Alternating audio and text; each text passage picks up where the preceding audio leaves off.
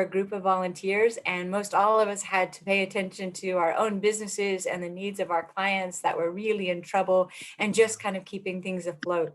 And we know that many of you were struggling with some of the same issues. And so we suspended the cost of membership to make sure that you didn't have to pass on any costs, operating costs, to your clients in this great time of. So if you're just joining us, if you just hit that mute button, that would be super helpful. Great, thank you. However, that doesn't mean we haven't stopped thinking about you and thinking about the future and the importance of the work that we do. A couple of years ago, one of the other board members and myself, Melissa Kelly McCabe, we went to Italy to give a presentation on working with family-owned businesses. After the presentation, I was absolutely stunned by the number of people in the audience who came up to us and said, we're working in whatever country. They were from worldwide, and said, these are the same issues that we're facing in our own countries. There just isn't enough help for family-owned and closely held businesses, particularly if they're small and mid-sized businesses.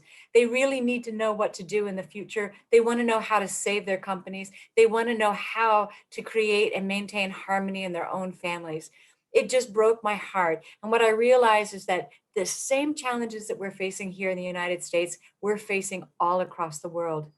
From that point on, I really wanted to find some way in which we could expand our influence to be able to help more families, more businesses, and more communities to make sure that they could thrive by keeping those family businesses healthy, alive, and strong. And so during the pandemic, my good friend Thomasina Williams was so smart to introduce me to the African family firms and the program that they were running and what they were working to do. What was exciting about this for me is that Nikkei and Tsitsi have done a fantastic job of building out their community, reaching a very wide audience, certainly wider than we've been able to do here in Galliard, and to do it with the same philosophical stance that we have, that we want to offer the chance for people to be able to transition out of their businesses with their dignity intact, with happy, healthy families, with strong businesses. And so it just seemed to be not only a great friendship and a great partnership, but a wonderful path forward for the future.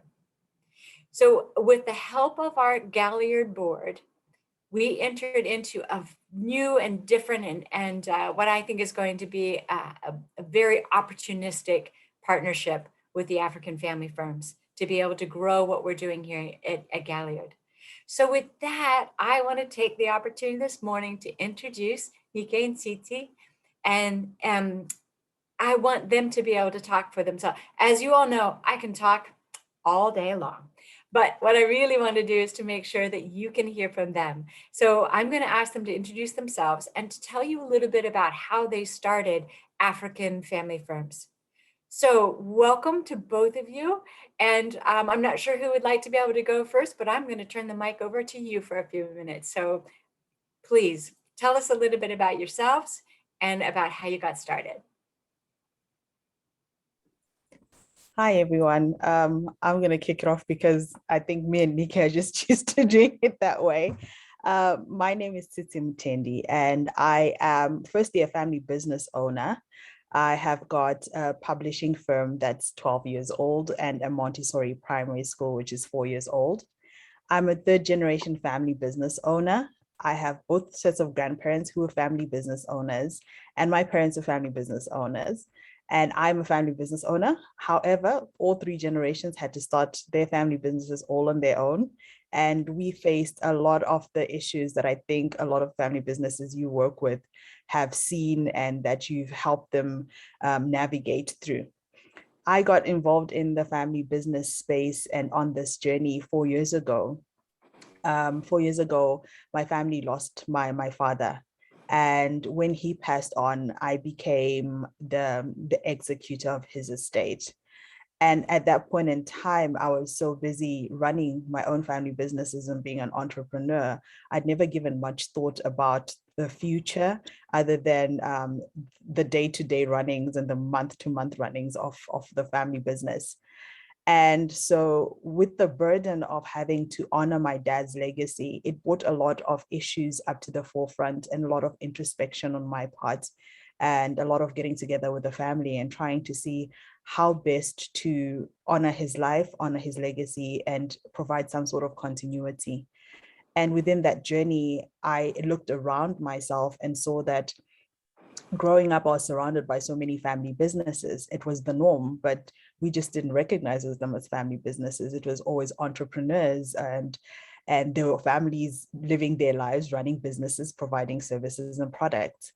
And within that space and recognizing this also came the realization that I had to think about what the future of my own family businesses look like, what the conversation between me and my husband should be looking like with our children, and what the possible futures could project.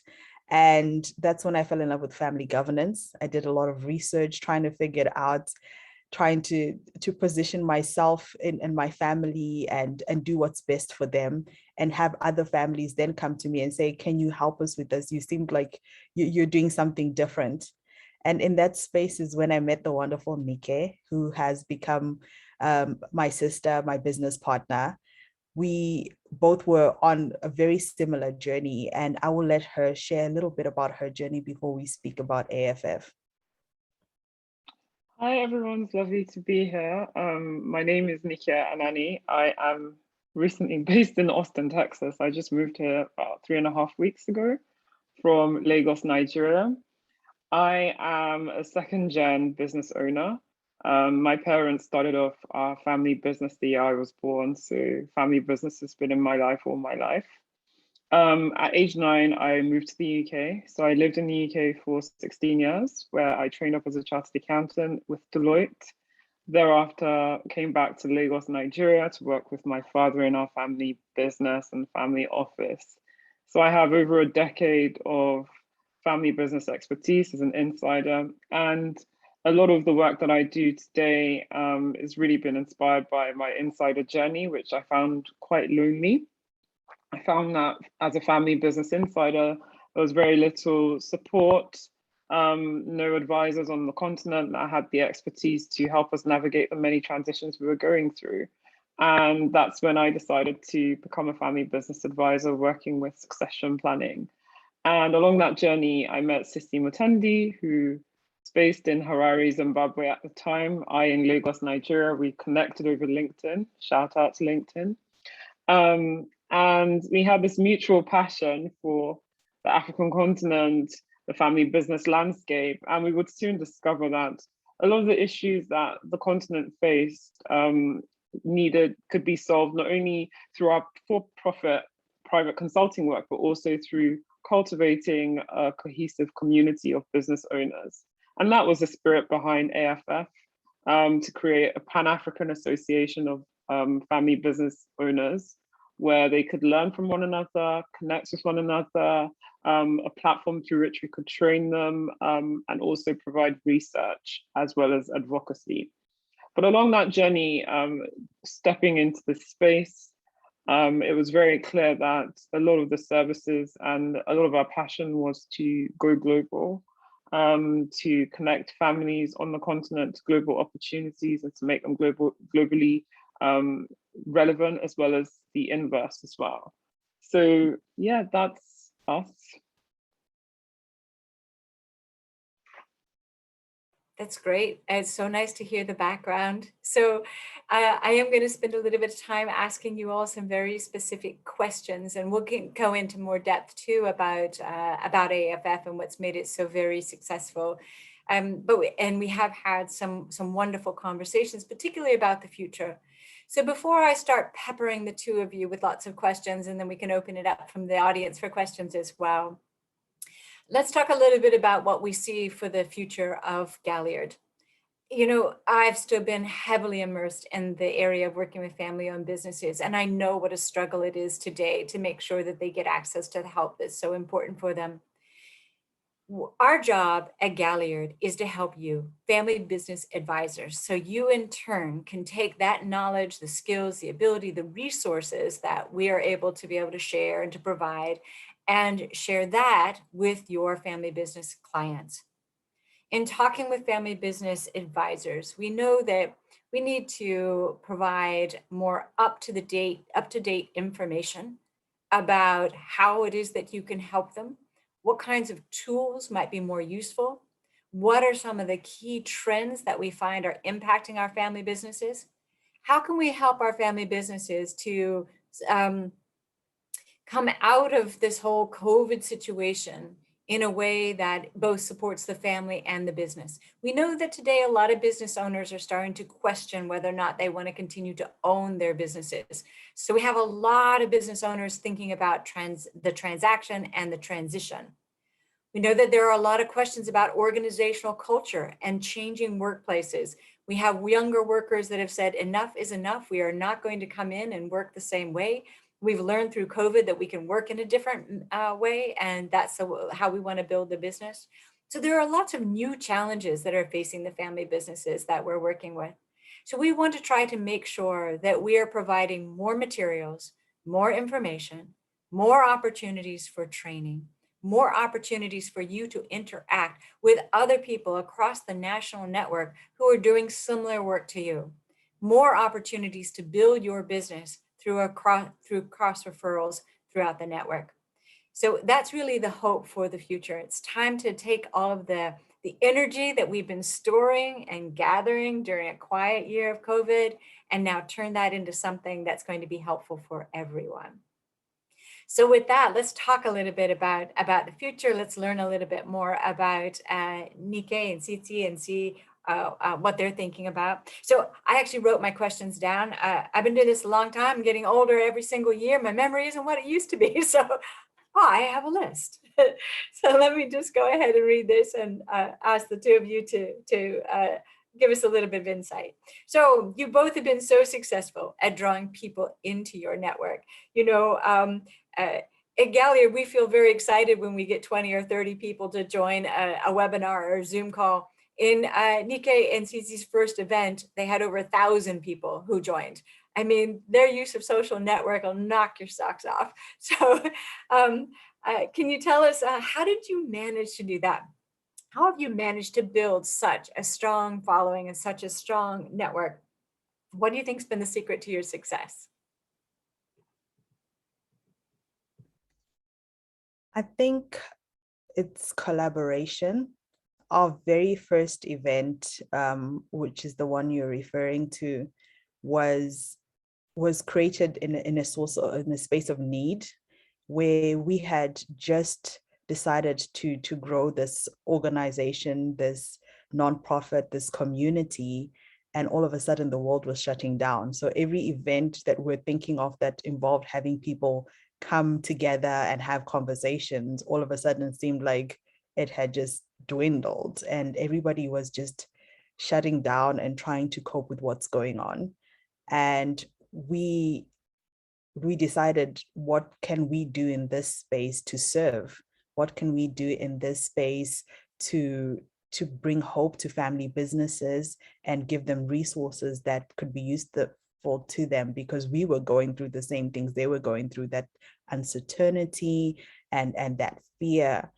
And we went online, we set up a website, and in fact, we set up a page on our website, and we started a global outreach. We went out there and we went into the various network, the few people we already knew, the people we'd heard about, and we sent out emails and we asked for help. We asked to collaborate. We asked to provide that source of help and support for family businesses.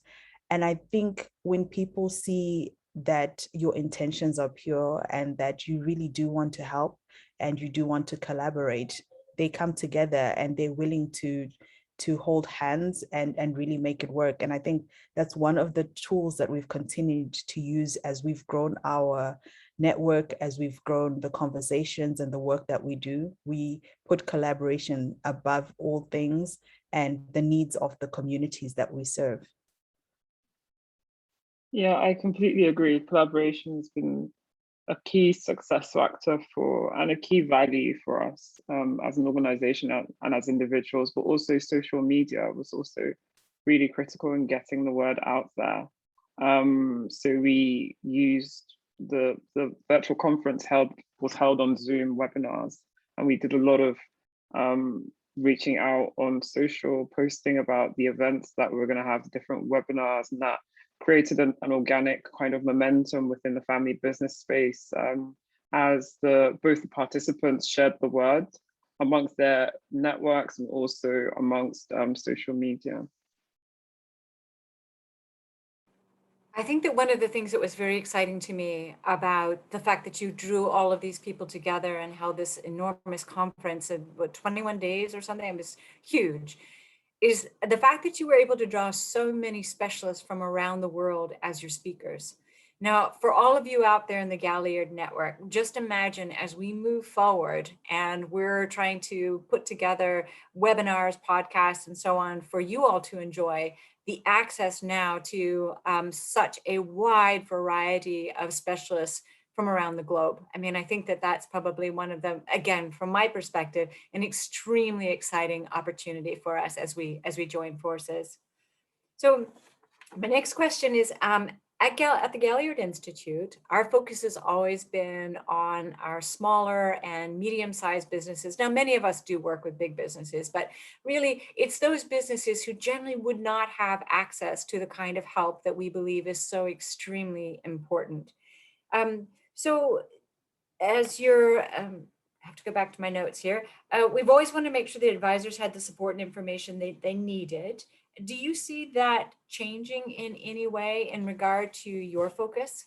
And when I say your focus, again, just for everybody's information, I'm still on the board and intend to be here for a while. Still intend to be involved in training. We're going to be, Nike and Tsitsi are going to be taking over really as co-executive directors to help us to really drive and to grow this program. So we've been needing that kind of internal leadership really for quite some time. So can you tell us a little bit about how you envision the people that we'll be serving?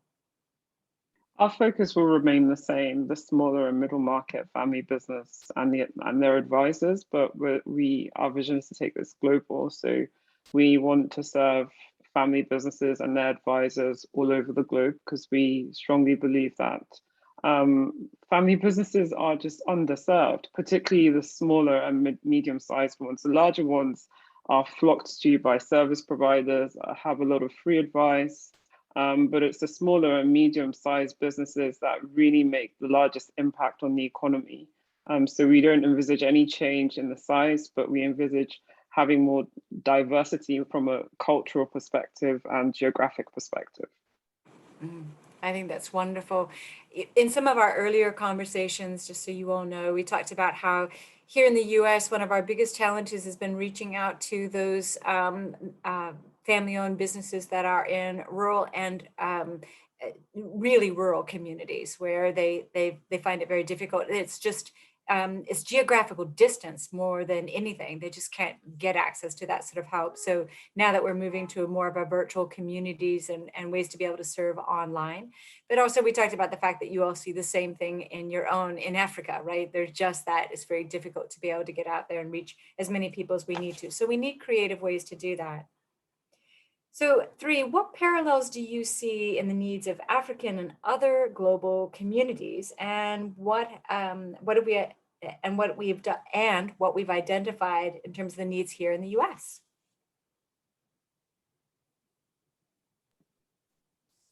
I think one of the key aspects is probably looking at similarities, because when we look at the things that make us feel like we are the same, we can then identify the things that are different among us and then find the middle ground and help each other navigate through these things.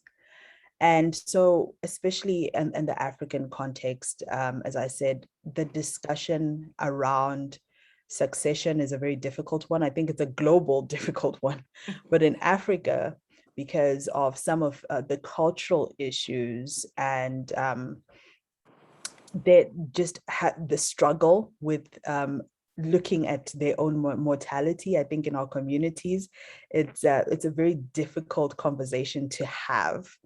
And it's caused so much of a backtrack, especially for family businesses on the continent, because compared to the global numbers, only 2% of family business on the continent make it from your first generation to your next generation. That means for a founder to be able to leave the business to their family members, that discussion is not happening, or having that business have continuity is not happening. And also the vast diversity that's on the continent. We have a little over 1.2 billion people on the continent, 54 countries. And in each country, we have nuances from different cultures. Despite our traditional cultures, we also have those cultures that have come through from our historical past. And so you find family businesses from a wide range of cultural spectrums, having difficult discussions and sometimes no discussions at all. And for Africa, it's going to be a big learning curve as well, to learn from our counterparts and our peers, and in other geographical locations, especially in the West, because a lot of businesses in the West have managed to transition. They've managed to get that right. And I think being able to benchmark, as well as being able to have conversations with advisors that are working with families that they can relate to, families of the same size, families that they feel like there's some sort of resonance, because we all know about mom, dad, brothers and sisters, and everything in between. We all have our favorite uncle and aunt who causes all the havoc at family events and in the family business. And so there's a lot of things that are different, yet there are a lot of things that are the same. And I think the main similarity is that family will always remain family. It will always remain the first community that you were exposed to. And I think most family businesses, when they start, their intention is to create some sort of legacy for their family, some sort of source of wealth, or source of finance to be able to cover the bills, as well as providing services and goods for their communities. And our ability to be able to link different families and family business advisors in this space will be definitely a game changer, because we're not only just looking at the world from our perspective of where we are, but we're now harnessing technology to take us into living rooms, dining rooms, and spaces across the world. And case in point, we are at 5 p.m. in Harare right now, and you guys are bright and early on a Tuesday morning. So definitely we will be able to connect the differences, as well as navigate the similarities together. Yeah, I completely agree. And just thinking about advisors, we're also the issues, the challenges that advisors face are quite universal. Seeking community of each other where they can connect with each other and learn from each other's experiences. Seeking a community where they can find collaboration partners and help one another in getting new business, or even adding value to their respective clients, and also having access to tools and resources to help them in solving their family business clients' issues. And we will obviously continue to provide support in all those three areas. Great, it's very exciting, and I agree actually with the Louise's comment about here in the U.S. It feels like a different country when we go from sometimes state to state, region to region. There can be a lot of differences and cultural differences and so on. So, but the underlying need remains the same. That families, they want to protect the family relationship. They want to try to do something to protect the business, and they want to be able to see the fruits of their labor to last well into the future. So it is very exciting. Tell me, how do the two of you see us supporting, expanding, growing, reaching out to our members so that we can make sure that this program continues to grow? Awesome. We envisage having regular webinars, so drawing from our contacts that, like you said, from across the world, to share knowledge on this space, how to serve clients better. We envisage also reaching out through podcasts. We're both podcast hosts, and AFF has its own podcast platform, so we may look at having a separate podcast also for the Galliard Institute. We envisage having peer groups, potentially having different tracts based on either area of specialty or geography, seeing as we're looking to take this global. And we're really excited about fostering the sense of connectedness and collaboration after this season of distance. I know we all are looking forward to being better connected. Mm-hmm. Great, thank you. So for the two of you, what are you most excited about in terms of the potential of all of this?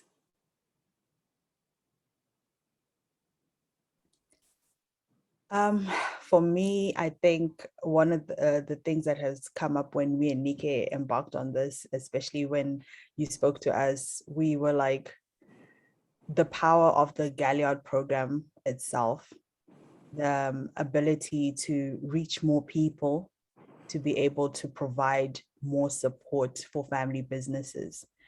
I think for me, a pet peeve is always the conversation around entrepreneurship, because it's always about systems and procedures. Let's maximize the systems and procedures and get things working.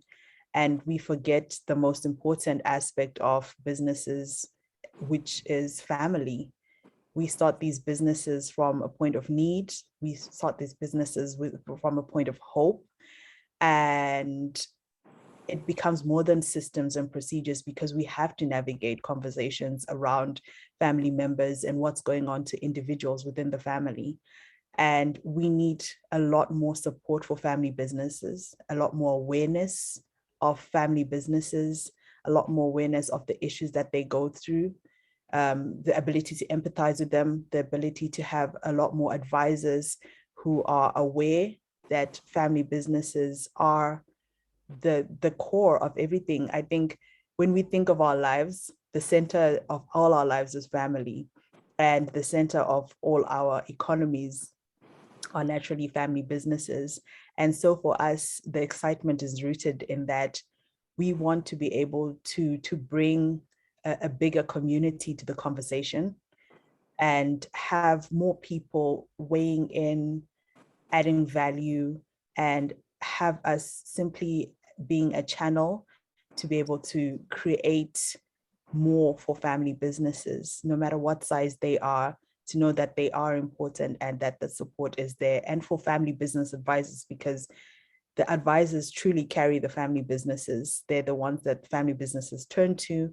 And we need as much knowledge as possible. And when we create data banks of knowledge, we have something to turn to. Great, thanks, Tsitsi. Yeah, I'm also really excited about, obviously I'm a next gen family business insider. We both are, but we're also in a sense, next gen family business advisors. Really keen on seeing a new generation of advisors coming to the table to be interested in serving family businesses and creating that age diversity of advisors in the community. Also, I'm really excited about taking this global. As we've said several times, the issues that plague family businesses are universal, but there are some nuances across different cultures. So really excited about cross-cultural conversations, learning from different cultures, and just widening, taking the word out there and equipping folks in different communities with how they can better serve family businesses, because family businesses are so key to our local economies, regional economies, global economies, our communities, and legacies. So I'm really excited about this work. Great, thank you. I can see that we do have a question. Moira was asking about the professional landscape and what does it look like in Africa for providing the services that family business needs. I know that on your board, I'm an ex officio member of AFF's board as well. So I know on those board conversations, we've talked a little bit about the professional landscape and how it's pretty lean, really. There's not a lot of services. Do you want to talk just briefly to what that looks like right now? I think there has been conversations around family business advising on the continent across the many years, but it has never truly gained momentum. And so when we went through our journeys, which is starting from 4 years ago and 9 years ago with Nike, we found our journeys lonely ones, because you're trying to find who can understand what I'm going through, who can understand what is going on here. And sometimes you're thinking, if I lost my mind, and is anyone going to help me find it? And so for us, the work we do is we really want to create more and more advisors, more and more people who are able to say to family businesses, it's okay, you're not alone. On the African continent, there are not nearly enough voices compared to the number of businesses that are there. There are advisors that help family businesses in their different discipline, but not advisors that are focused at being intuitive to family businesses and the needs of family businesses. And so our work continues, being that to make sure that the family business advisors can also identify that they are family business advisors, and how they work is very important, and also have them share their experiences, because it's that experience that is lost when it's not shared. And once we create a platform where they can share it, they'll probably find that they have a lot more similarities to other advisors across the globe that they didn't even know existed. And they'd be able to then cross-reference and be more able to help the family businesses that they are currently working with. Mm-hmm. Right. Thank you.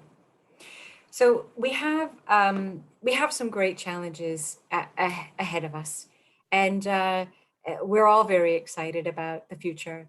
The reality is this: some things have gotten better, and some things have not changed, and some things have definitely turned to become more challenging.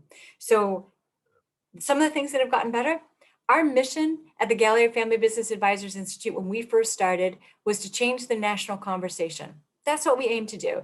We wanted to make sure that talking about family business succession and transition was as common a part of the conversation for family business owners as talking about profitability, marketing, sales, etc. That's what was really important. I think we've done that. I am very, very proud of the work that we've done as a national institute.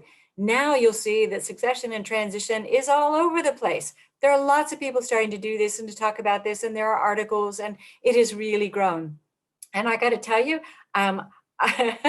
maybe it's a bit of arrogance or chutzpah on my part, I don't know, but I think it's just really, really positive. And I like to think that we played a big role. So that's what I think is really improved. So some of the things that have stayed the same, the need is still just as great. There are still far too many family businesses that don't have help. We also know that there are far too many business consultants in the marketplace that will focus on only the business and forget all about the family aspects of this. They'll forget about the big picture, and they don't remember or don't know how to actually integrate this in a way that's truly successful. There are too many family business consultants, too many consultants out there that try to do it all alone. And if any of you have been through the training that we've offered over all these years, you'll know, and I say this ad nauseum, none of us can do this alone. We're all good, but we're not good enough in that I need the expertise. There are projects where I've got to pull in Arnie, or I've got to pull in Kevin, or I've got to pull in somebody else who has skills that are really very different from my own. I need people who are strong in the wealth management aspects, in the legal aspects, in the business processing aspects, when it comes to a family business that's considering an ESOP. So I've got to go and call on Michael.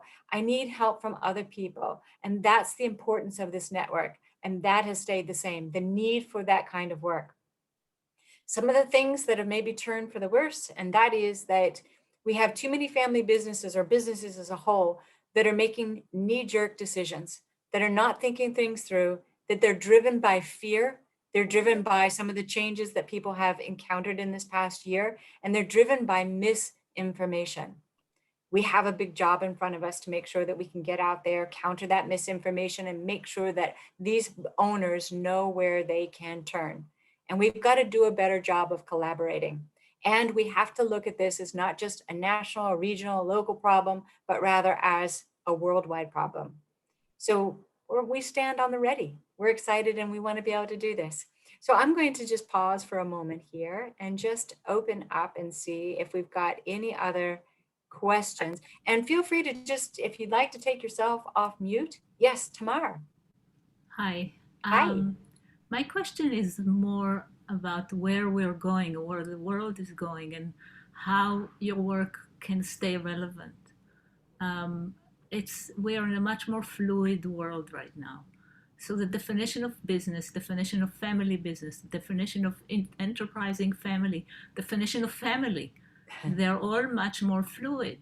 I found myself involved in the family business in a reverse order, because our two sons decided that they want to be in the business together, and they invaded our home, and now we're like a co-working space and advisors, which we wanted the kind of a quiet retirement.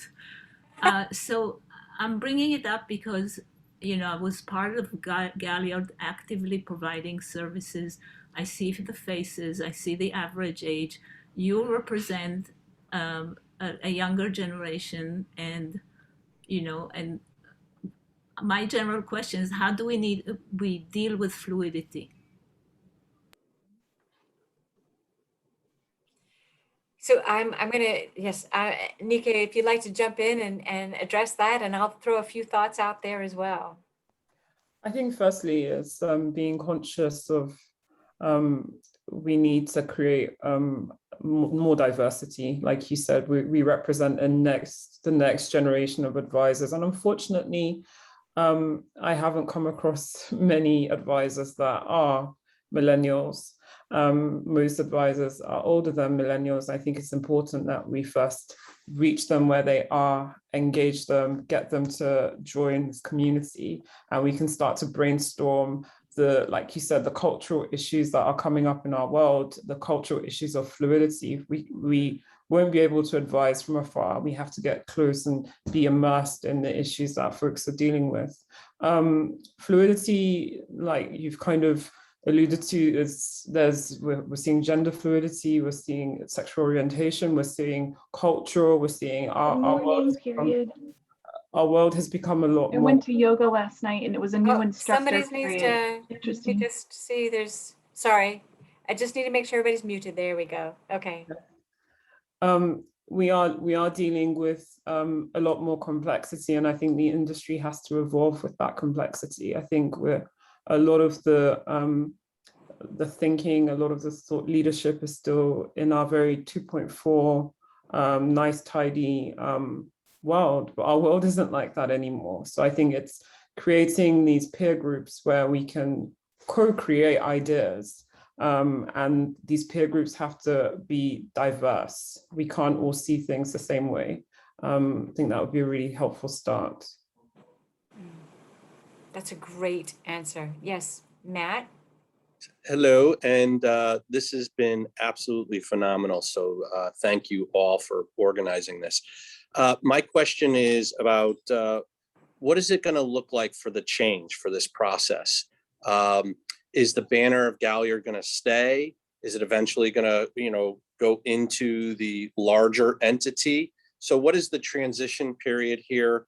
And as advisors who utilize the Institute, what can we look for going forward? Let me give just a quick, some logistical answers to some of that too, because we've been working on some of that from behind the scenes.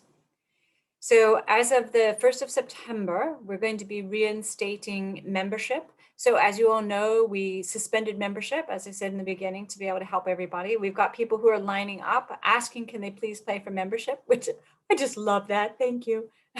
So we will be reinstating that. That's going to give us the funds that we need to make sure that we can continue to build the program and so on.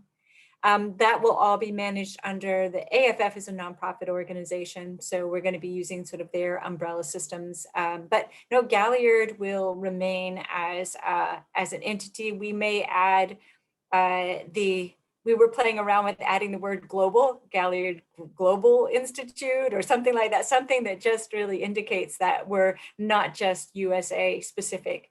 But for you all as members, you're probably not going, or hopefully you'll be able to start back up as members. It will be, there won't be a lot of changes to that process, except that you're going to start to see more information and more materials and more opportunities to join, whether it's a conference or a conversation or a podcast or a webinar or the training that's going to start back up in October. And so on. So you're going to start to see more things hit your mailbox in terms of the different activities that we're undertaking. But from a structural perspective, in terms of things that you're going to see, other than I want to make sure you're familiar with some of the faces that you're going to begin to see going forward. Nikkei or Tsitsi, do you have anything that you wanted to add to that?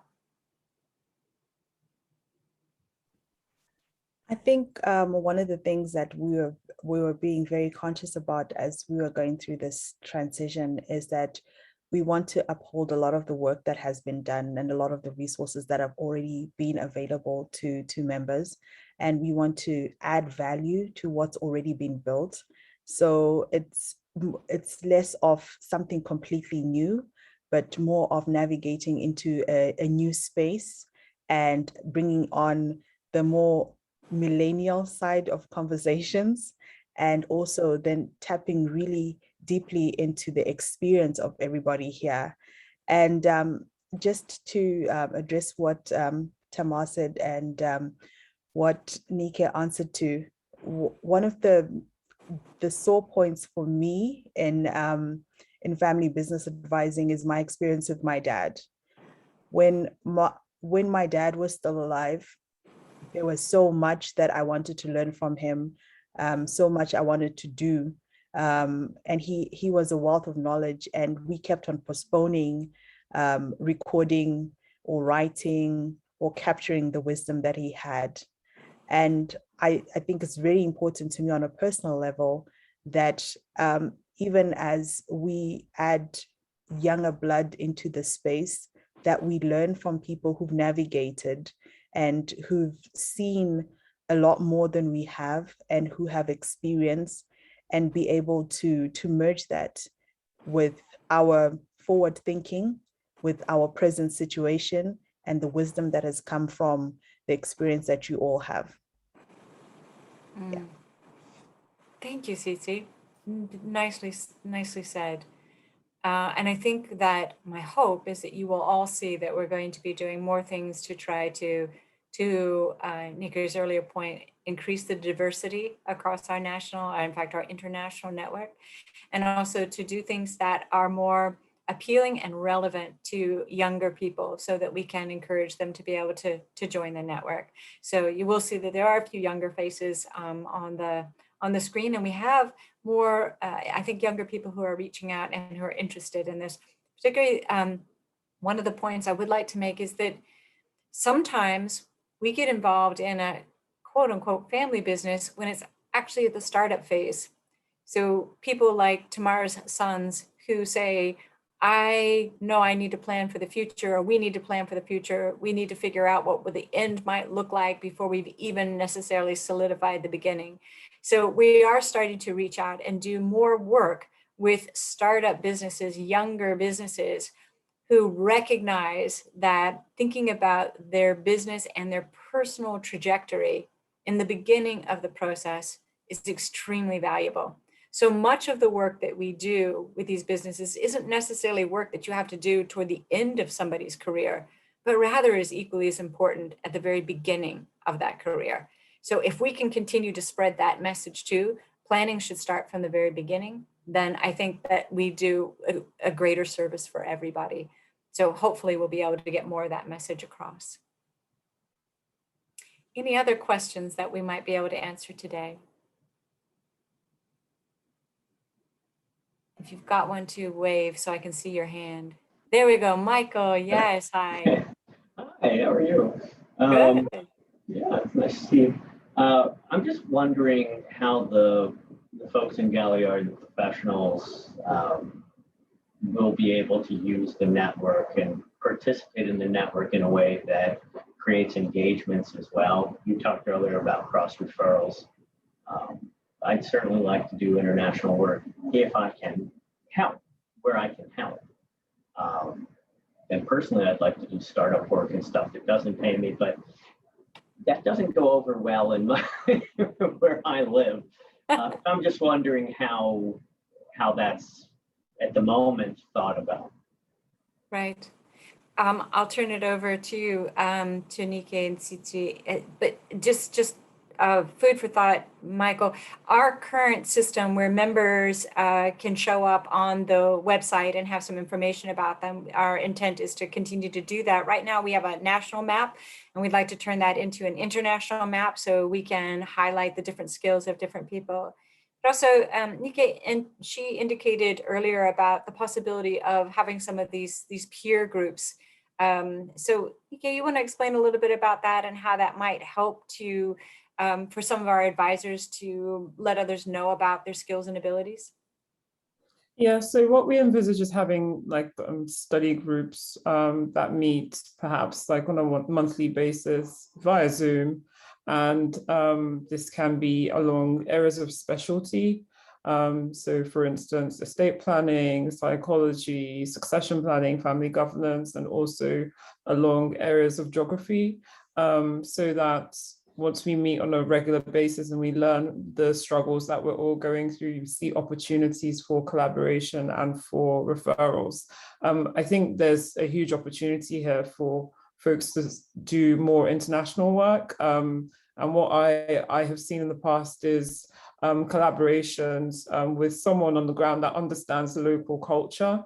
But then you can have someone from a different locale with a technical area of specialty, obviously barring tax, geography specific issues, regulatory specific issues where we can't advise on.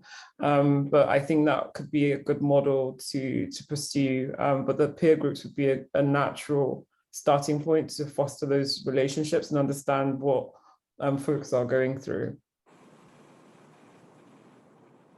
Great, thank you. I see that Moira put a question out there too. Does anyone have thoughts on my question above about advisors coming from family businesses themselves to be most effective? I'd be sort of curious. I'm a little agnostic. I find that sometimes people who come from a family business experience can be absolutely fabulous because they bring their personal experiences, but other times they've been so tainted by the experience of being in a family business that in fact they bring a level of toxicity that is not always helpful. On the other hand, you can have people who've never owned a family business but have been so immersed in that particular line of consulting that they can be highly effective, and yet others just don't have enough knowledge of the dynamics within a family business to be able to apply it effectively. I'd be curious, has anybody else got a different opinion on that? I completely agree with your assessment of that. It's not necessary to be effective to be a family business insider. Sometimes, like you said, family business insiders have been traumatized and haven't healed from that trauma, and they see things through that lens of trauma. So it's not absolutely necessary to be a business insider to serve families effectively. Mm-hmm. I would agree. I also think that question is the sort of question we'd love to see in some of our peer groups or study groups. And that's the kind of thing that we really want to do, is to get these conversations going.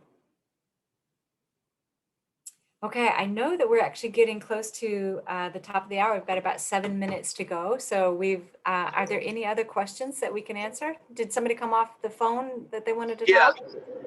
Lisa, this is Kevin. Hey, Kevin. Just a quick, as I'm listening to this, a couple of technology updates that might be useful. They're not yet launched, they're still kind of in beta, but we've been working on a project related to creating an expert network. The expert network is all the different professionals and advisors that would advise either a privately held and or family business. And it can be created via geography also as that software project starts to come out of testing, and it's going into kind of from beta testing to a pilot. Of course, you probably are suspecting I've been working on this with our mutual friend Chuck Richards, and you are correct. Yes, yes, we're But part of that work too. So yes, exactly. and so I think that as this expands out, I don't think that is at all would be something that should be excluded from your thoughts as you try to grow this, because the technology solution places expertise and connects them directly with all the ways businesses find advisors. So anyways, that's actually one of the things why I'm on this trip to Philadelphia right now. All right, great. So that's something that we'd like to be able to inform our members about the new expert network that's being started. So we've been on that project from the very start of it, actually. And so there's a pilot being run at the moment. If it looks like it's going to be a great network tool that we, our members and so on, might be able to use, if it can be complementary to what we're doing in Galliard and AFF and globally, I think it sounds like a lot of fun. But we'll keep you all posted. We got to make sure that pilot works out okay. So a few of us are involved in the pilot. I think Tim's in there, and Matt, I'm not sure if you're in the pilot, but there's a few of us. So okay, good. Thanks, Kevin. Any other comments or questions? All right, looks like we just about nailed it then this morning. So just in closing, I want to say that we are really super excited. Thank you all so much for joining us. Today is just a little taste of what a robust conversation can look like when we start to get together to solve some of these problems, to learn from one another, to ask some of the really tough questions, to make sure that we're being strategic in our thinking and that we have the opportunity to reach out to a much broader audience. So I want to thank all of you. Ike, Tsitsi, do you want to have any closing comments for our group here? I would just like to thank you all for joining us this evening.